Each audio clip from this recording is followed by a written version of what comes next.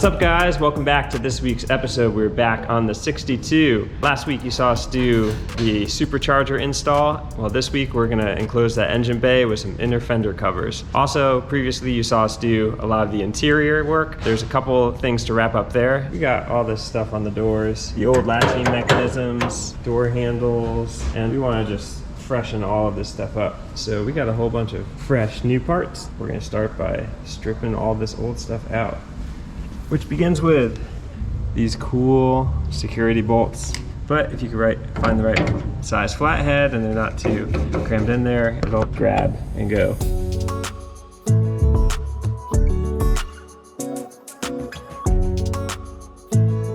Here we got all the old parts next to the new parts. You compare and contrast. We got a new relay assembly. There's the old one. Same with the latches here. Quick, quick, quick. Door handles. There's the old guy. There's the new one. Looks like all the factory holes are gonna line up and everything, so there's not gonna be any drilling, welding, bending with any of the stuff. Also comes with some new gaskets for the door handle.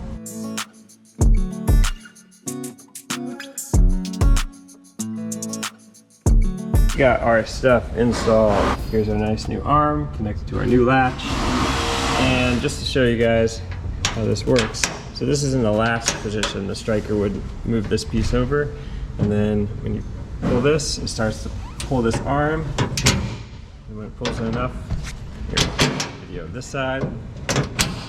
The latch drops down, pull the door open. So next step, we're gonna get that door handle assembled. Passenger side door is done. We got the driver side door.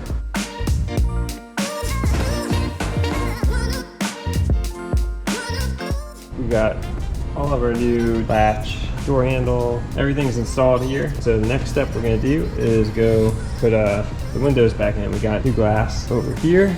We also got new window regulators. So here's the two regulators, left and right.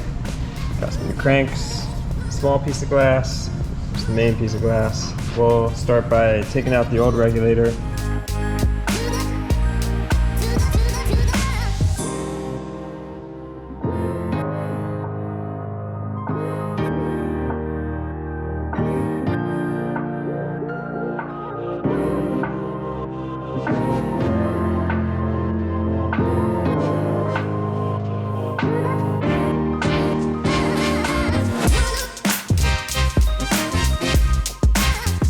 All right, now that we got all of our new door mechanisms put in and all the glass all the way around the C10, we're gonna start fabbing up those front inner fenders. All right, our front inner fenders are starting to take some shape. I've made a 3-piece template so far. So David's got our first piece cut. We have our flange that we're gonna be bolting down to the fender, already bent. At this point, we're gonna lay out our other bend, and then we're gonna lay out our bead roll pattern, but just to keep it a little more rigid.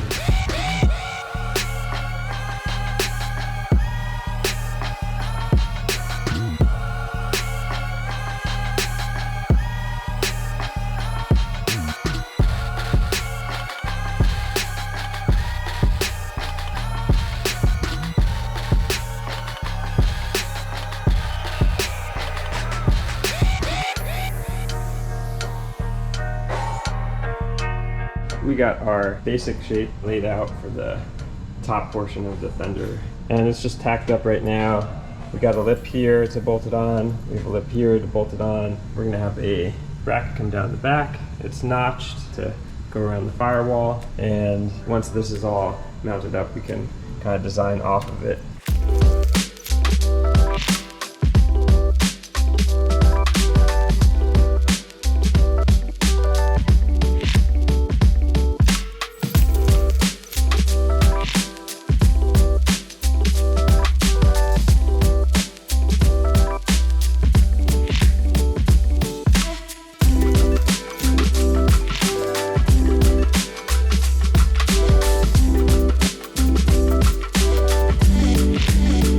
Dave's got the sides and the top pieces all tacked together. Our next step is we're gonna go ahead and make an angle that we're gonna attach to the firewall to attach top of our fender to this firewall here. That way we keep it nice and level and plumb before we start figuring out our inner piece and our front flat plate here. It's looking good, it's coming together. B-roll looks nice and pretty and tight. Alrighty, Dave's got our support angle mounted to our firewall. We got it clecoed into the top of our inner fender. So I cut up a rough shape of our intersection of the front fender. There's a couple compound angles here. Now this section from here to here, we're gonna have to have some kind of bend in here to bring this in. This could get a little tricky, but Dave's the auto wizard. He could figure anything out.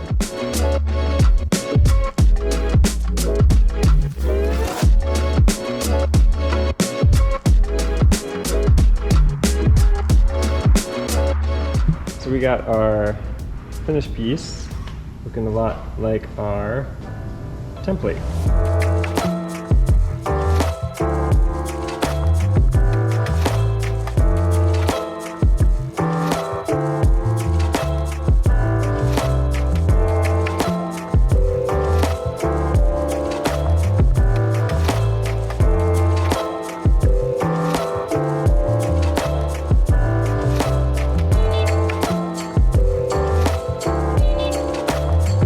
We got the fender all tacked up, and I brought it here and started doing some welds on it. I'm using silicone bronze. It takes a lot less heat to melt, so you're less likely to warp the actual fender. We got one side all welded up, and we're going to start replicating this on the other side.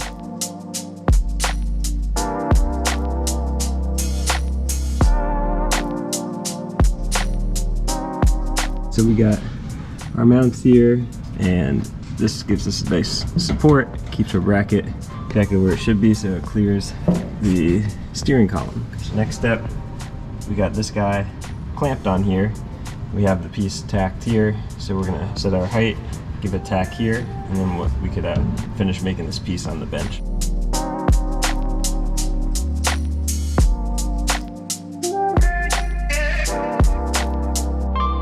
We got some clecos holding against our brackets, so this is nice and firm. We got our tacks all up to this point, and then next we gotta close off this section here. We're just gonna follow this line where the tank is mounted, come back to our edge right here, make a little arc between the two, and then we'll be able, once we get this piece all cut, clecoed in, we'll be able to template our little closure piece there.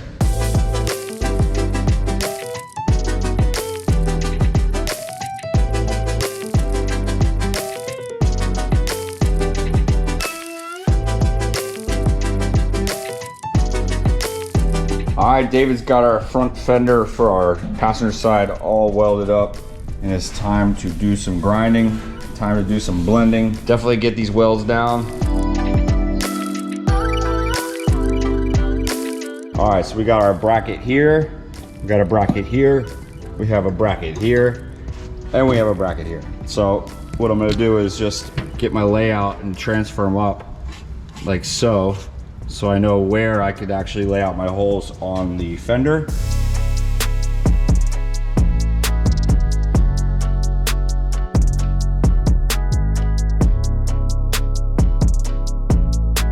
We just tested all the hardware, did a final fitment, and we're about to pull these back off, do the last body work on them, and then get ready for them to be painted.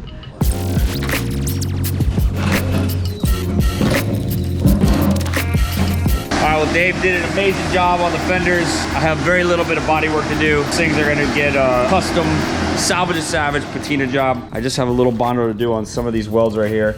Other than that, we're ready to start making these things look patinaed again.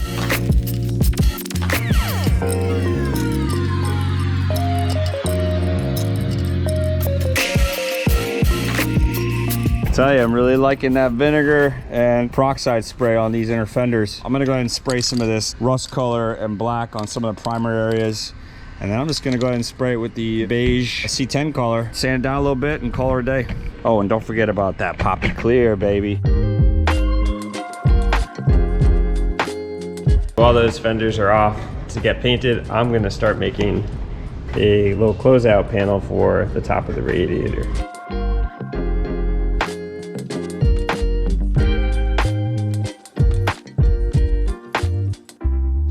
Okay, so we got the cover all bent up. Goes on the side here and follows the contour. So next step, we're gonna mark some holes. I get some machine screw hardware in there and get it set in.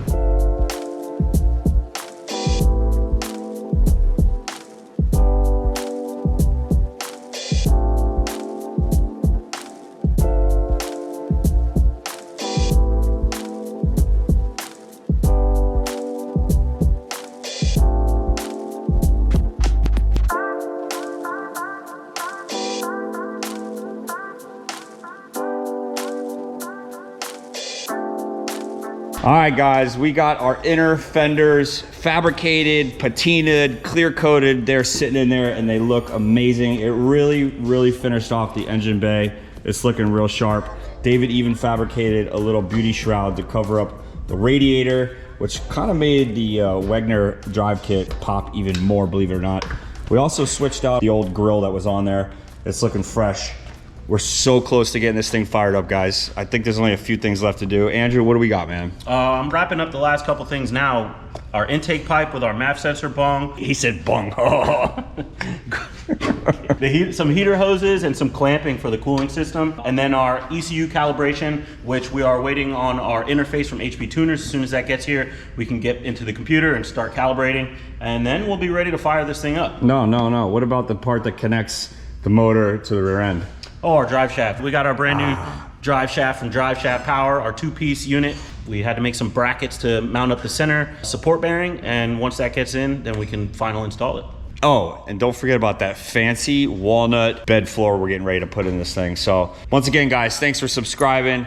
Make sure you are subscribed so you don't miss out on next week's episode. We'll see you guys next time. Peace.